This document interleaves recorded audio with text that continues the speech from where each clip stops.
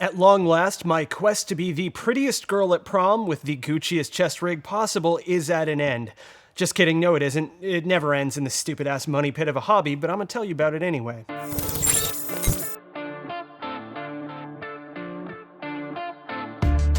What is up, guys? My name is John with Pew Pew Tactical, your definitive source for gun reviews, gear guides, and all things that go... Lightweight, convertible, and minimalist chest rigs have seen their time in the limelight for the past few years, and with good reason. Gone are the days in which chest rigs were primarily marketed towards wannabe Navy SEALs wading through brackish, waist-deep water while carrying 12 magazines in something like an HSGI Weesatch, if you remember those dark days of kit, as the vast majority of battle bra setups nowadays focus on being lightweight, convertible to meet varying purpose profiles, and carrying 3 or 4 mags tops in the most streamlined way possible. From Spiritus Systems to Haley Strategic to Faro Concepts to Peraz Designs, all of these different manufacturers are all going to have some basic take on what is essentially the same concept, and it all might work to varying degrees for you. For me personally, I feel like I finally got a system dialed in that I'm really happy with for the times that we're doing stuff out on the range where I don't have to wear armor, or at least armor isn't a concern, i.e., when we're not shooting on our Tatooine Hell Desert Planet meth tweaker spot. Previously, I was running a Spiritus Microfight for situations just like that, and while it was working okay, the setup left a little bit to be desired once I stopped using the Microfight placard on my plate carrier. What's that old saying about being a jack of all trades but an ace of none? That's kind of the territory we're in here. And while having a convertible chest rig to throw on a plate carrier if you need to is really nice, depending on what you're doing, at a certain point for me, with what I do, it kind of makes more sense to have 2 isolated systems that play a dedicated role. That way I'm not losing a bunch of straps or having to screw with Fastex buckles or adding to the pile of lost gear that eventually all kind of coalesces into a ball of hypermassive dense Velcro deep within my closet, but you get the point. In any case, here's where I'm at now. I stumbled upon photos of Crye Precision's Airlite Convertible chest rig a while back, and immediately began nerding out, as I could tell from the get-go that this thing appeared to address several of my existing gripes with standard chest rig layouts. Probably one of the bigger frustrations that I've had with previous chest rigs that I've owned is the art of sort of getting it cinched down to where it really fits your body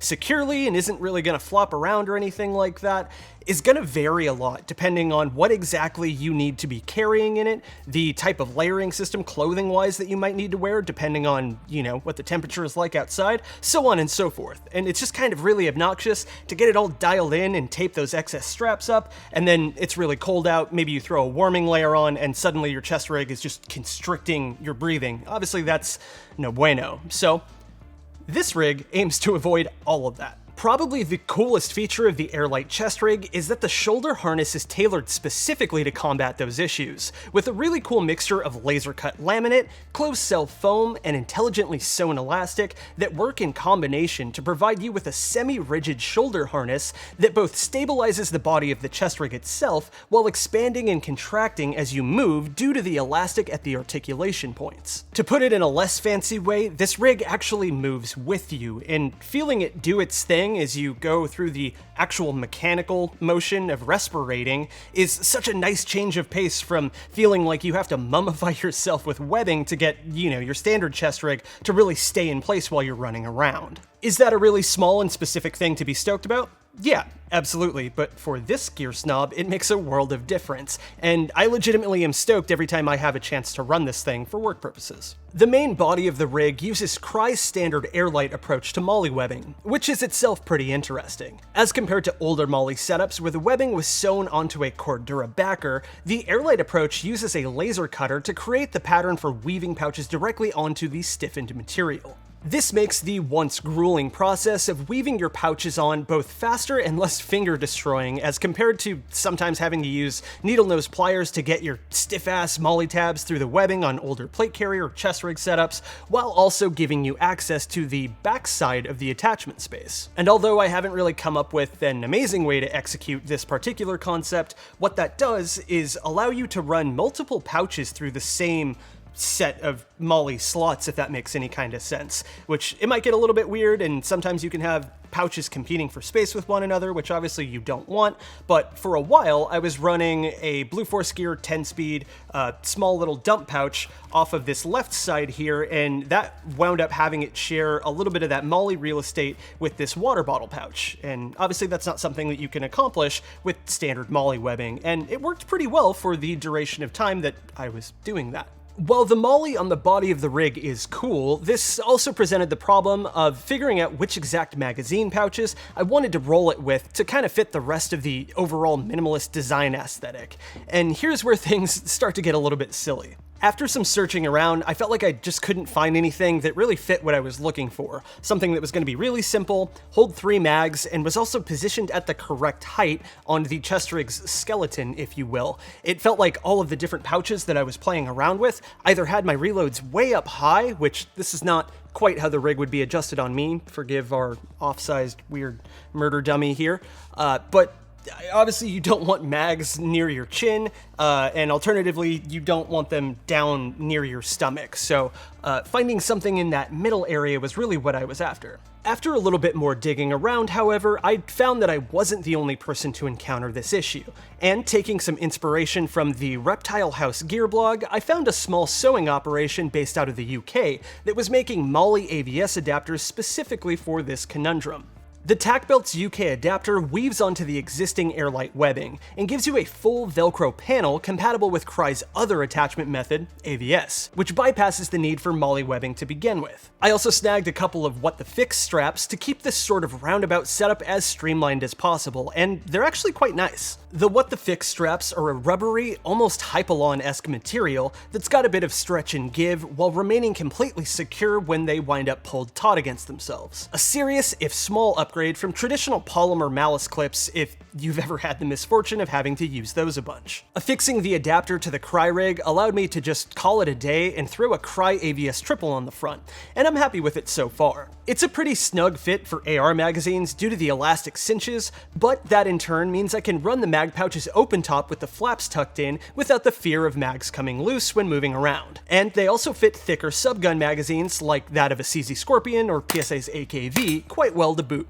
Off to either wing of the chest rig, you've also got a dense elastic backer like that found on Blue Force Gear's 10-speed magazine pouches, and another stiffer laminate loop at the bottom. I admittedly haven't played around with these a ton, but they're intended to allow you to carry something around the size of a radio or another spare mag if you cinch the elastic shock cord on top down a bit. I've added a Crye water bottle pouch on the left wing of the chest rig, which, despite its name, is capable of holding anything from standard AR mags to AR-10 magazines to water bottles, and it does its job admirably. On the flip side, I've also got a Crye 6x3 GP pouch just for an added bit of modular storage space for small bits and bobs and the like. I really like that this pouch tucks down to being pretty slim if I don't actually have a lot of stuff in it. If you've ever played around with larger, bomb-proof MOLLE general purpose pouches that sort of wind up annexing most of the territory on your plate carrier or chest rig, no matter how full they are or are not, you probably have an idea of what I'm talking about here.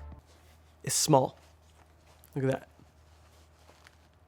Lastly, the addition of that same Velcro panel that the ABS pouch attaches to also allows for the addition of a Faro Concepts mini dangler. Again, it's just some nice extra general carrying capacity that occupies more horizontal space than it does vertical, which means you're likely not going to be sack tapping yourself if you've got heavier stuff bouncing around in there. My use case for the Faro dangler kind of varies a little bit, but I found it's a great option for carrying IFAK supplies or tourniquets or whatever if I don't feel like having my belt on, which is where my normal trauma stuff lives otherwise. Overall, I'm super happy with this setup, and I can't stress enough just how rad this semi-rigid shoulder harness system is. It's also worth mentioning in passing that you actually can disconnect the main body placard thing of the chest rig from the shoulder harness and throw it on a plate carrier with swift clips like you would any other chest rig if you want to. But given that for me, sort of the whole main selling point of this thing was the shoulder harness, it's not a feature that I've played around with and probably not one I'm going to. Anywho, if you, like me, have been mildly dissatisfied with the chest rig options that are out there right now, see if you can track a Crye AirLite Convertible chest rig down and tailor it to your exact purposes.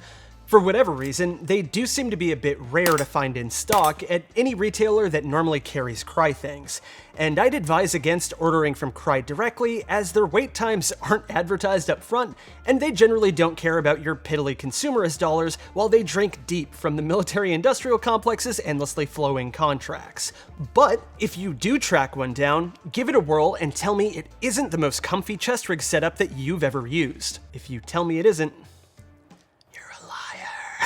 alright guys, that's going to do it for us today. Thank you so much for watching. If you enjoyed the content, please go ahead and subscribe, as I geek out about gear probably a few times a year at least. There's going to be more of that. We've got t-shirts also. You can find the link in the description right down below. Once again, my name is John with PP Tactical, and we will see you next time. Sick! He opened the pouch again.